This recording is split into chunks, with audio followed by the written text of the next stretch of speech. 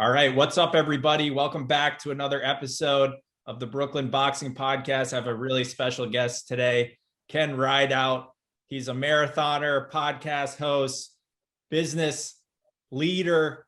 And I'm just pumped to have you on. Excited to talk to you. Oh, thanks for having me, man. I'm flattered and honored to be here. I'm always surprised when anyone is interested in talking to me. So thank you. You made me feel good. Yeah, I hope I did all right with that intro. But yeah, you are a really interesting guy. I mean, the more I was looking into kind of your story and how active you are, you're balancing a lot of different things. You got a family, you got a very successful podcast alongside Teddy Atlas. You're an incredible fitness athlete, marathons, Ironman, triathlons. You got a lot going on. So I just kind of wonder, how are you balancing all of these things? Well, thank you for all the kind words. When you repeat them back to me, I'm like, is he talking about me? Did I do that? And sometimes I have to remind myself, like, motherfucker, you did that. You're doing it. But I suffer probably from a lot of people from imposter syndrome, fraud complex. Like I spend a lot of my time thinking like, oh, I fooled them. I'm just getting by. Like I won that race, but I was lucky. No one showed up. And then after, in time, the shit just starts to become like a reality. And in a lot of ways, it all at once, things kind of came together. I started doing the podcast with Teddy. Everything that I've had good in my life took a level of conviction that you can't really teach someone. Like leaving my job in finance to work for myself allowed me the flexibility to explore other opportunities that I would never have had the opportunity to even see if I was working full-time for someone else in finance. Like a salary. Finance jobs in a lot of ways are like a bear trap on your ankle. It's like they give you just enough that you feel successful, but not enough to be completely free. And that level of security prevents people from exploring opportunities that require conviction that, oh shit, what if I don't get paid this month? Well, you figure it out. It's like being lost at sea. It's like, well, you better start swimming, dude. We'll worry about how we're going to get out of this, like when the opportunity presents itself. But for now, goal number one is keep your head above water. So once I did that, I met Teddy through the long story, but I have a friend named Rob Moore, one of my very best friends, nicest guy in the world. He was a PR professional in New York and did the same thing. He just went freelance. He was working at Edelman. He started doing PR work, and we both coincidentally moved to LA at the same time from New York. He was working for small clients, and I told him, you should work for some fighters. My friend Mike Lee, speaking of Notre Dame, was a Notre Dame grad. And I said, you should do some work for Mike Lee. He started doing stuff for Mike Lee. He had Mike Lee in Wall Street Journal, Men's Health. Mike already had a following, but Rob did some great work for him. And Mike's dad introduced Rob to Teddy, and they were starting to use Teddy less at ESPN. That's a whole nother long story, but he connected with Rob. And Teddy is an old school, almost like the movie Goodfellas or Godfather type guy. Like he does not trust anyone until they've earned his trust. And Rob said, Teddy, you should have a podcast so people know you're still out there. You can't let ESPN control your access to the fans. And he said, you, as a suggestion, maybe you could do it with my friend Ken. He's a big fight fan. He's, I think he would be good at this.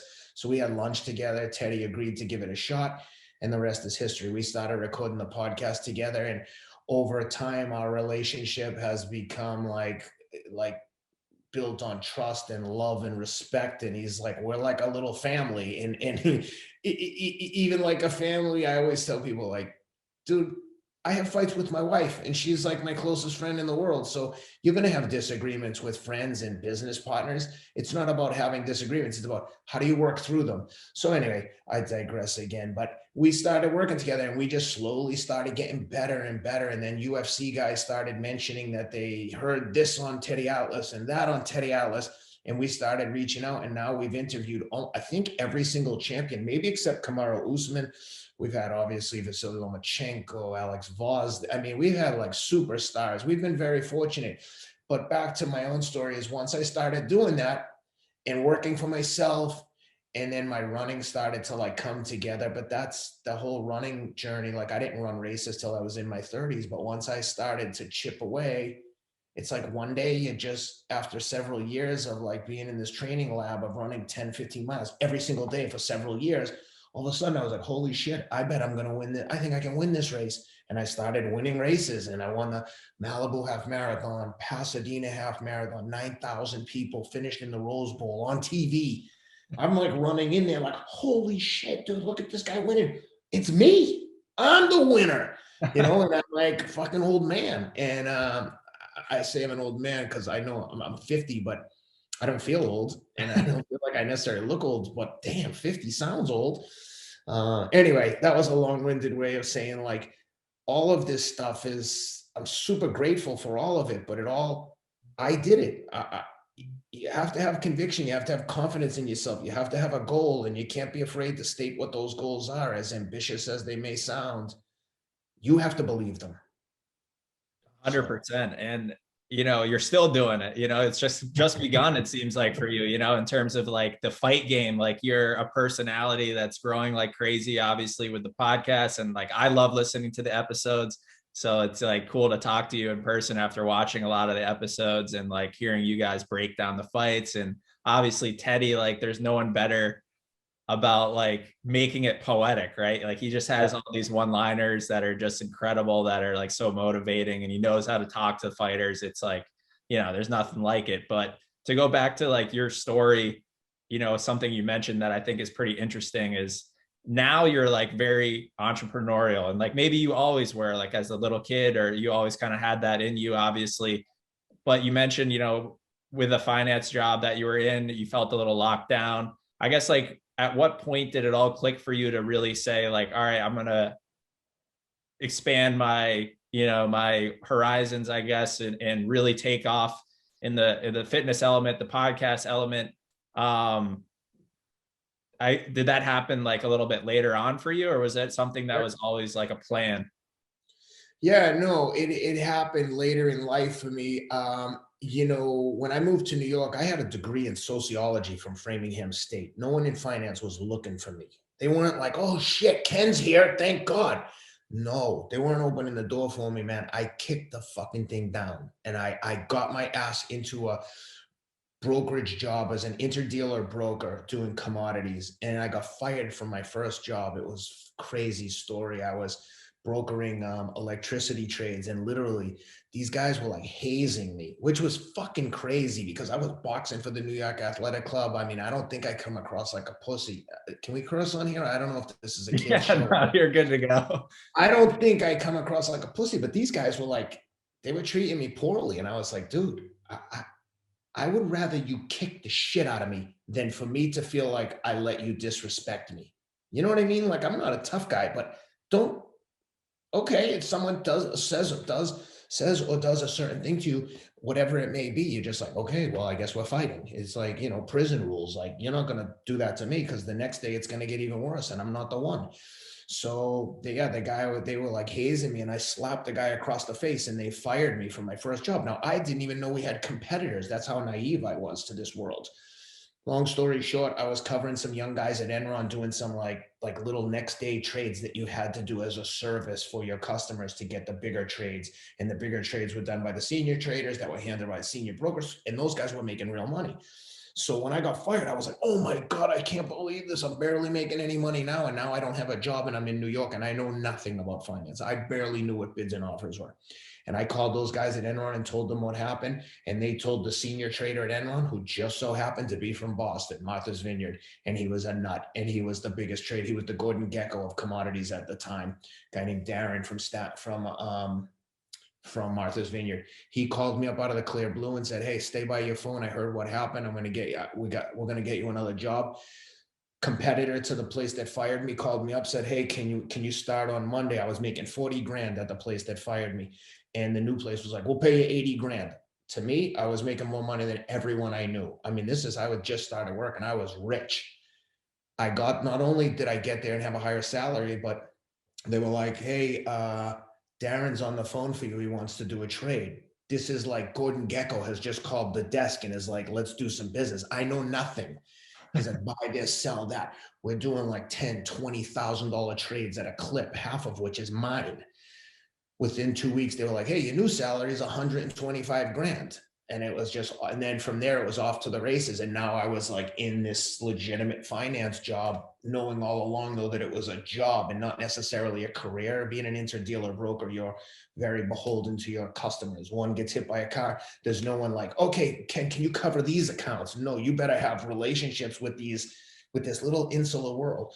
So, yeah, I did that for maybe 6 to 12 months. And the guy who hired me there became the head of energy trading at Cantor Fitzgerald, hired me to come over there. But because I had a contract, he said, hey, go to London and help set up that desk until your contract is up. And lo and behold, thank God I did. 9/11 happens. All the people that I would have been working with, unfortunately, died in the World Trade Center attack. So I was in London, avoided that, like, thank God. And Enron went bust. That job was going really well for a while. Enron went bust. And they asked me to come back to New York and take over credit derivatives, which I did, brokering credit derivative trades. And then from there, I was able to move to the banking side. So now I'm on the sell side at a bank. I'm sitting next to guys with Ivy League MBAs across the board. I'm selling synthetic CDOs. I don't know what the hell it is, but I know that like we're making money. And then the financial crisis hit, and I again had to reinvent myself and became a fixed income sales guy at Credit Agricole for a few years. And then at that point, I started to have kids. I had some money, but I was far from wealthy. You know, I mean, I like to spend money. I like to have fun. You can't take this money with you. And I wasn't always the best at planning for the future, but nevertheless, I had enough that I was comfortable trying something new. So I went to a fintech startup with a friend of mine, a good friend of mine named Mark Kuchinad from Goldman Sachs. We worked together on a company called Electronified, brokering all-to-all corporate bond trades, merged with another company. And at that point, that's when things transformed for me. I was riding my bike and I had been doing Ironman triathlons, and everything good that I have in my life came from sports, everything. I was doing Ironman triathlons and I was riding my bike, and I met a guy in LA who was an avid bike rider named Jack McDowell. He had a firm called the Palisades Group, an asset manager. It's a long story, but the short version is I told him he should hire me to do business development. He said, you don't have any experience. I said, that's okay. I'll work for free until you see what I can do. And he was like, okay. And after a few weeks, it was obvious that it was a fit. I raised their first 2 discretionary funds, which if you don't work in finance means nothing. But if you work in finance, first-time manager, raising a discretionary fund with a guy in business development who has no business development experience. And we raised money from like institutional names that would, I don't want to say them publicly because I'm sure there's some NDAs in place, but like household names for endowments, insurance companies that people still are like, how the hell did you do that? And I'm like, I don't know, but I know that if you don't shoot, you're not going to score. And I'll shoot the fucking lights out. I will shoot from anywhere. So that happened. And then once I realized that I could raise money, I started raising money for third parties, and I decided to go out on my own. And that coincided with right when I started the podcast. I stopped doing triathlon as much and started just focusing on running, because I was like, man, I bet I can win some races if I focus. So I'm sorry that was so long-winded, but that's how I got to the point where I'm at now. And all along the way, it was like little small steps to show confidence in myself, to prove to myself that I was dependable, which is something that Teddy Atlas would always talk about, is like, the only person you have to convince is yourself. And I had to convince myself. And over time, I did that. But even now, I still am scared of everything, just like everyone else, man. I'm scared, but I refuse to let that fear control my decision making. When I feel nervous, oh man, I'm nervous to do that. You're fucking doing it now. Oh, I'm almost like 2 people battling in my brain. Don't tell him you're scared, because then he's gonna make us do. Oh, now you committed us. Now we have to go. Now we're jumping out of a plane. So. It relates. I think it relates to bring it back to boxing. It relates directly to what a lot of fighters talk about before they enter a fight, before they get in the ring. I mean, there's old clips of Tyson in the amateur fights with Teddy, with Teddy had the mustache at the time, much younger version, and he's consoling Tyson. He's crying and he has all these emotions before getting in. But obviously it's about controlling the fear, which Teddy talks a lot about. And after hearing like you talk about your business career, the first thought popped in my mind. I was like, wow, this guy's fearless. He said he shoot from anywhere, but you are scared and you know how to control it. And bringing that into your fitness, like through the marathons that you ran and are continuing to run. I'm interested in like your mindset pre-race, during a race, and after. And like, what is the level of fear for you entering a race? Is it about winning? Is it about your own time? And then during the race as well, like the voices inside your head, you know, you're moving for a while. So like, what are you telling yourself? Are you battling that negative side throughout the race? Yeah, good questions. Number one, I'm always scared. I'm always scared of failing. But I would tell you this is that the thing that I like about running, and I've said this on like every interview I've ever done or any talk I've ever given, is the thing I like about running is no one's going to punch you in the face or choke you unconscious when you're tired. So it's just you against yourself. How much can you suffer? And I have convinced myself, this is no bullshit. I'm not trying to like be hyperbolic or a bullshit artist, but when I'm running the race, I'm like, I'll fucking die to beat you. I will die. I will run until my heart stops pumping because I know that your body can take more than you can give it. So I know I'm not going to die, although I've left races multiple times in ambulances thinking, holy shit, am I going to die? But so yeah, I'm always afraid that I'm not going to perform to my expectation, but that's kind of, I think if I had like a superpower, that would be it, where I'm able to get into this zone where I convince myself that this is the most important thing that's going to happen in my life is right now, right in front of me. And yeah, I'm nervous. I'm not scared. I have anxiety and fear of failing. And that fear of failing is in front of who? No one gives a shit if I step off this course and don't finish the race. Just me. But that fear of failing in my own eyes, it's like, I'm my own worst enemy and best friend. I'm the last person that I want to see on the race course if I'm someone else in like my category, like basically non-professionals, because I'm bringing it fucking all day. You might beat me, but it ain't. If we're close, I've won multiple races just by out psyching people and like out crazying them.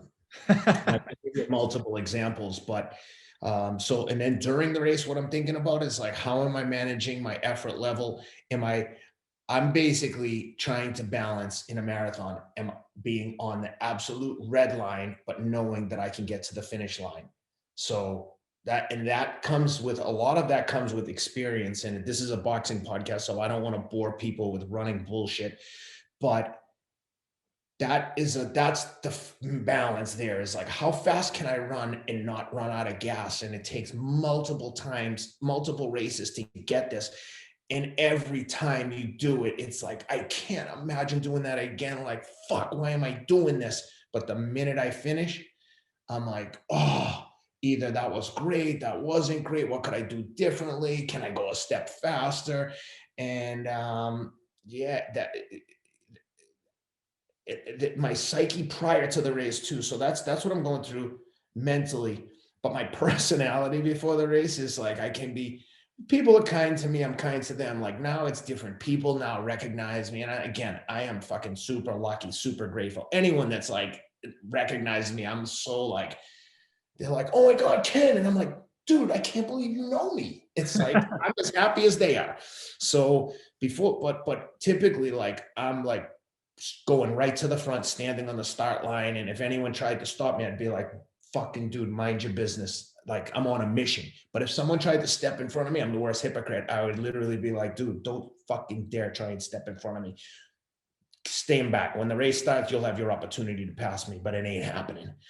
And then after the race, I love everyone. I'm like, great job. I'll stay there and cheer on the last person. But when it's race time, I'm a dick. I'm like, I have too much time and effort invested in this. We can be friends after this is over. And I'll give you one quick example of like one time when I like out alphaed a guy at a race at I won the Myrtle Beach Marathon. And I'm running through like 3-4 miles. I'm leading by a lot. So I'm like, oh shit, this is great. I'm going to win. But this is going to be a long way to run by yourself. And next thing you know, there's a guy like stomping out a fire behind me. So he's running, but he's like, which pisses me off. Not that he's running behind me, but I hate when people are like Bigfoot behind me, and he's running right on my heels. So after a mile, I just turned around and I was like, dude, don't run right on my fucking heels. It's fine to run behind me, but if you're gonna like, I was just like fucking with him basically, but I was pissed. So he was like, oh, and he was a little younger. He jumps in front of me. So now he's leading from like 4 to 7 miles, and he keeps trying to surge, like running 5-15 miles. I'm like, so let's go, dude. I'll do this all fucking day. You're gonna have to like do more than this. So from 7 to 10 mile, from 10 to 17, he's leading along the beach in Myrtle Beach into a vicious headwind. And it's just me and him. Now, if he had just got off the front, I would have worked with him to like, you run a mile, I'll run a mile, stay out of the wind. It's like, it has a massive effect. Who's running in the back is like 10 to 20% less power needed. So he in the front the whole time, because in hindsight, he was afraid to get off the front because I yelled at him. And as soon as we turned out of that wind, I just dropped him and ran away with the wind. And then afterwards, I was like, I would have worked with you into the wind. He's like, well, after you yelled at me, I was afraid to get off the front. And I was like, sorry, dude, you learned a valuable lesson today. Yeah. Don't be bullied. No, yeah, that's incredible. I mean, I mind fucked him. yeah, you did. You did. It was good. And it's like, yeah, I mean, I think a lot about, I like to run as well, not on your level. I'm getting there. I'm building up my stamina, but you can run like me. If it's important enough to you, you'll do it. Yeah. Well, maybe that's a challenge. I'll have to sign up for a marathon soon. Let's do it. When I tell you this, I have zero natural gifts. I have no natural skills. I'm not a fucking particularly good athlete, but I try hard. And that's what I tell my kids is, you don't have to do good. You can strike out every time. You can be the worst person. I don't care how you do, but you will not go out there and lollygag. You will not go and not give 110%. As long as you're trying your hardest, I don't care if you're good, but you can't be out there fiddle fucking. We need focus and effort. That's it. That's like the story of life. So is running for you more of a, like when you're running by yourself, is it a way to kind of like be an escapist a little bit and kind of like clear your mind at all? Or is it always kind of like you're checking the clock? No. You can't run like that. And I only run by myself typically. Like I'm not opposed to running with people. No one wants this. No, you know what I mean? No one. People wanted, I want to do this, I want to do that. I'm like, okay, run 10 miles a day for 3 years, then add in some workouts. They're like, well, okay, you lost me. So, but when I run, it's hard to say, like, I feel different every day. Some days now I'm on a skin. Now I have like a legitimate training plan and a real coach when I'm getting ready for a marathon. But let's say if I'm not in training, like, so for the next few months, or the next month or two, I'll start getting ready for Boston in January. But let's say for the next 2 months, I just go out and run 10 miles every day. And it's not a negotiation. I never, ever wake up and go, fuck, I'm too tired. I'm not going to do it today. That wouldn't, like, that's so foreign to me. It'd be like, let me smash my finger with a hammer. Like, why would you do that? That's how I feel about not running. Like, are you crazy? Rain, snow, sleet, it doesn't matter. I take the kids. We went skiing in Aspen as an example in the winter. And I ran every single day. In a couple of days, it was like a blizzard. I ran every day. One time I went skiing in Alta with my buddy who has a house up there. It was just the two of us. And they have a thing in Alta called Interlodge. If it snows too much, they lock you in the house. You can't leave because it's severe avalanche risk up there. And they don't want to be looking for you as they're setting off avalanches. So we were locked in the house for 3 days, dude. And when they finally, like, the sun finally came up, but you weren't technically allowed out of the house. And he was in a condo with a driveway that was probably 100 yards long. Wasn't even plowed. When I tell you the snow was chest deep, but the plow had come through multiple times a day just to try to stay on top of it. I went out there in like ankle deep snow with ski gear on and running shoes. And I ran 8 miles in a driveway back and forth in a single line and still ran like 7:30 pace with a stop every 100 yards. Not that I was running hard, but I was like, dude, I got to get out there and run. I'm losing my mind. And people were like, there were like 100 people looking out the windows, like cheering and like, yelling. They were like, what the, this guy's crazy. Real life Rocky. That's it, dude. I was just running. You got the wood on your back. Dude, when I tell you I was cold, it was like the Arctic Circle. I couldn't feel my fingers and feet. I was freezing. And I wore a path out, just a friggin' line in the snow, back and forth, back and forth. Like, I literally have conditioned myself that there's no alternative. Like, this is what you have to do. It's like my blessing and curse in life that I want to run, keep busy. Yeah, I think that mentality, just to segue here, it leads perfectly into a topic that I wanted to touch on, surrounding Dustin Poirier, a guy that you've obviously had on the podcast along with That's my Teddy. boy, man. That's my boy. I love Dustin Poirier. I just spoke to him this morning. That's That awesome. guy, Yeah, that guy is the best. yeah, I'm very, very happy for him. His last two wins, and obviously getting a big paycheck, and now he's getting the title shot that he's been seeking his whole career. And to go back to relate it to you in terms of running towards a goal, and one more mountain. He was on Ariel Hawani's show yesterday, and there was a great quote. You probably saw it, but Teddy texted him something, and it said, one more mountain to climb for the ultimate view. And I just thought that was so powerful, and wanted to hear your thoughts around that for Dustin. And then also, like, what is that mountain for you to get that ultimate view in fitness, in business, in podcasts, like in life? Is there ever that one mountain that you're looking for, or is it just a continuous one after another? Yeah, I feel like I'm in like I'm in like a valley of rolling mountains, and every time you get to one, there's another one over there. But first, for Dustin, like, I don't know, he's such a good friend. Like, the thought of him winning and having the title, like, almost like makes me feel emotional just thinking about him achieving that, knowing what he's been through and knowing what, fighting is a unique sport. I mean, so many people are trying to be great at that, and to think that one guy in that weight class gets to be the champ and it might be him. I'm just happy for him. He's a good dude and couldn't be a nicer person. And then for me, I feel like I've had that view a couple times. Certainly winning a marathon, winning some half marathons, and then winning the Myrtle Beach Marathon was a big mountain to climb.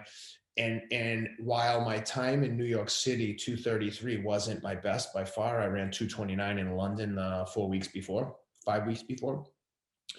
Winning the Masters division there was probably, in my mind, the most impressive, or my proudest athletic accomplishment of my life. Only because, number one, the past winners include guys who I consider my good friends as well, but they're legends. Meb Keflezighi won the Boston Marathon. He won the New York Marathon. He got a silver in Athens in the marathon in the Olympics. And Abdi Rahman, who has been on 5 US Olympic teams in a row as a runner. It's unheard of. I mean, think about the longevity and the staying power to be able to run. And I mean, dude, just making one Olympic team is crazy in the United States. It's so competitive. This son of a bitch went to 5 of them. And I love Abdi. He's a good dude from the Sudan. And Meb is from Eritrea. I have a daughter from Ethiopia. Eritrea used to be part of Ethiopia. They border each other. So there's a lot of variables in those relationships and how I feel about these guys. And to have my name on a list of past Masters winners, which is 40 plus, I'm 50. I won my own age group by 16 minutes. To have my name to win the Masters division in New York, it doesn't even seem real to me now, even saying it to you. And look, I'm not naive. I know that those guys, like when Abdi won it, I think he ran 2:12. I know that those guys didn't show up, but guess what? I fucking did show up, and I did what I had to do, and I got the win. And no one can take that from me. So that is a view that I have enjoyed for the past few days, but eventually that view starts to fade and you're like on to the next thing. It's just life, like you're not going to sit around thinking about the goal you scored in college, but at the time you score it, you're like, holy shit, I did it. I scored a winning goal, or I aced my test and I graduated from an incredible university, whatever it is. The view goes away and it's like, what's the next thing in life? The thought of my children, I have them convinced that they can only go to military academies, but the thought of one of my kids graduating from Navy or West Point or Air Force is like overwhelming. Like those, so the mountain range is always there. It's just a matter of like, which mountain do you want to be on top of, and can you get there? I'm not naive to think that these are easy achievements, but maybe someone listening, their view is just finishing a marathon. Maybe they have some ailment where they're like, if I could just cover 26 miles in a day, whatever it is, everyone knows that feeling of achieving something, and that's all relative. I just happen to like have a bigger audience now. Thank you God for all the things that I've been given. I feel so lucky, but like I said, I did this. I created this reality.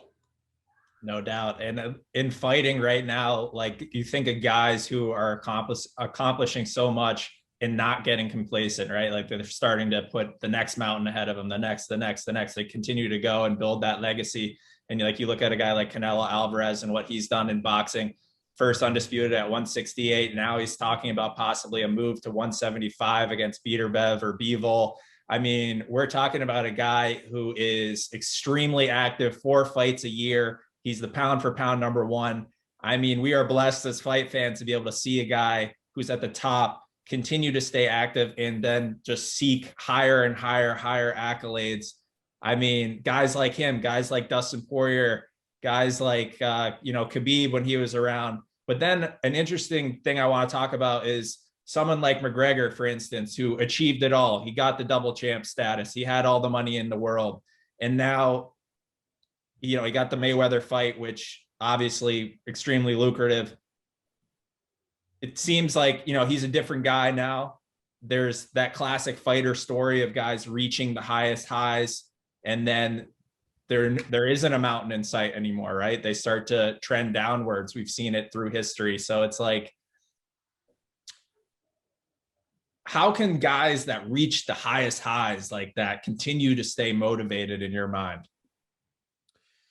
Look, I think some people just have different DNA. I think it's sad to see what's happening to McGregor. He's like slowly self-destructing, acting a fool. I don't know if the dude is on like opioids or what's the story, but he's acting crazy. It's like he's wasn't comfortable being loved and celebrated, that he's like turned into like the heel. I don't understand it.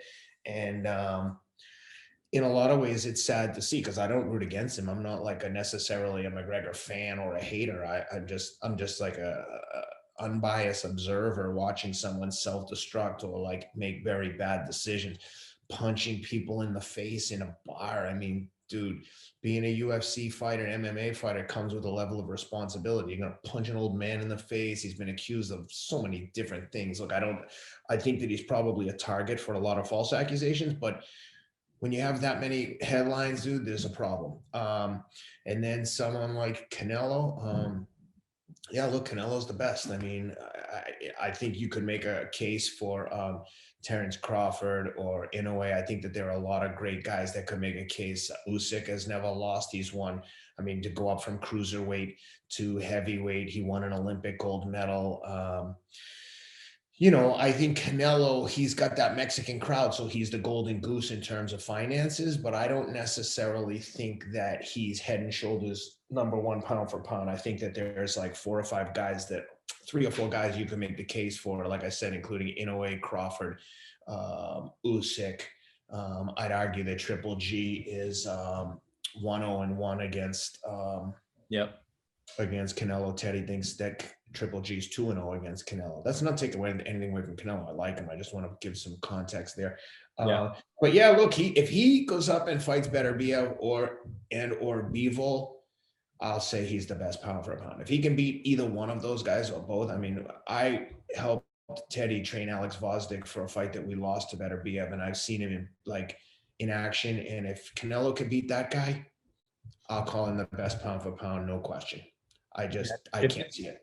It's interesting because like everyone has this perception of Canelo, me included, to an extent, but I kind of remind myself that he is beatable. Like everyone thinks about him now as he's untouchable, but we've seen him have problems with Arislandi Lara. Obviously Triple G is those were could have gone Triple G beat him in the first fight. Look at Triple G from a marketing perspective. He can't get arrested. Canelo goes on to like fame and fortune. I could live with them giving Canelo the second fight, but look at the draw that Canelo is. He's like, from a business perspective and a financial perspective, who do you think is better served? who does boxing better serve as a winner, Canelo or Triple G? The kid from Kazakhstan or the Mexican fan that brings the friggin' fans everywhere he goes? I think he got a gift with a draw, and that's all you need to know is how big of a draw is he, and he got a draw. Like, you think if he was close to winning that they would have given Triple G a draw against Canelo? Come on. It's just sad to see, but that's boxing. Boxing is like, it's so corrupt. It's scary. Not specifically with regards to Canelo. It's just like who gets the decisions. It happens like almost on a weekly basis. You see decisions that are so one-sided, but the A side is 99% of the fights, the A side is always going to win. It's like you can look down a scorecard, you can look down a fight card for the night and basically with great confidence pick who's going to win without question. You look at a UFC card, any main event card, and you can basically say everyone on that card has a chance of winning. So, yeah, no doubt. I mean, the biggest problem in boxing, I feel, is just there's too many belts, no clear rankings. Like you said, there's heavy mismatches. I think it's less about the belts and more about the like too many promoters that have their own stables of fighters and they only want them fighting each other. Yeah. You know, like Heyman is not going to make a fight with a top ranked guy. They're just not going to do it. PBC is not putting guys in with top ranked guys unless this cash is so heavy, unless there's so much money to be made that they're like, all right, we can live with a loss to like the other guy's team. Yeah. That's the part that's, you know, like Dana White said, every boxing match is promoted like a going out of business sale. It's like as much money as we can for this fight, and don't worry about what happens on the next one. The fans will keep showing up. Yeah, no, it is true. There's a lot of issues with boxing, but we've been blessed with some great fights recently. Obviously, the Wilder and Fury trilogy was awesome. All-time heavyweight fight that was. And then even this weekend, we got Terence Crawford, like you mentioned, back in there with Sean Porter, which is I obviously give Crawford the slight, favor there, but Sean Porter is no joke at all. He's an absolute dog. He's going to come forward and pressure him. And, what are your thoughts on that fight? Do you think Porter's got a chance to maybe outwork Crawford, or do you think the judges are stacked against him? No, I don't think that's a case of judges. I think Terence Crawford is far too good. I think Terence Crawford beats him. I mean, what's the line on that fight? 5-1? Yeah, I'd have to check. I imagine it's fairly wide, but I just feel like it could be closer than people think due to Porter's performance against Errol Spence. It could be. It could be. He gave Spence problems, but remember that styles make fights, and Terence Crawford can switch southpaw orthodox better than South Boston slip there. exactly. He can switch between southpaw and orthodox better than anyone in the sport, maybe ever. He's unbelievable. He doesn't get a lot of chances to show his greatness because he's never in there with the greatest competition, but he's dispatched everyone he's faced. And I think this will be a good opportunity for him to show people how good he is. So if you're asking me my opinion, I think Terence Crawford beats him. I think he may be the first person who stops Porter. It wouldn't surprise me at all. And I think Terence Crawford looks good doing it. So yeah, look, it's a good fight, but even with a good fight, like I said, the line, I think it's 5-1. It's something crazy, but like, you know what I mean? In a main event with a highly anticipated UFC main event, you're not going to see a 3, 4, 5-1 favorite one side or the other typically. But yeah, I'm looking forward to that fight because we don't get a ton of them. I mean, look at what the UFC has done the last few weeks. Just this friggin' Holloway Yair Rodriguez fight was insane, and that's coming off the heels of Gaethje Chandler and Usman Covington. I mean, every week. And but no, look, I love boxing. That's my first I like boxing probably a little bit more than the UFC traditionally, but I know when I go to watch a UFC, I never miss a fight from the early prelims to the main event. With a boxing card, I mean, if I'm going to the fights, I get there the minute the doors open. But if there's the fights on TV, I didn't see the undercard for Munguia. I didn't see the undercard for Benavidez. I would have liked to, but the UFC was on and I watched those. And then I bounced over and caught the main events on Showtime and DAZN. So. No, I hear you. I'm always bouncing back and forth as well. The UFC is just on an incredible roll, and they really stack their cards. I mean, they have unbelievable fights from start to finish. the MSG card, with Covington and Usman, like the prelims alone had many moments that went viral with the spinning heel kick on John Vellante. I mean, that was insane. There was just, I mean, the UFC is on fire right now, and they're closing out the year with the lightweight championship coming up soon with Poirier. So I'm super excited for that. I think. I know, dude. I'm so disappointed. I'm not going to be at that fight. I was at the last one when he beat McGregor.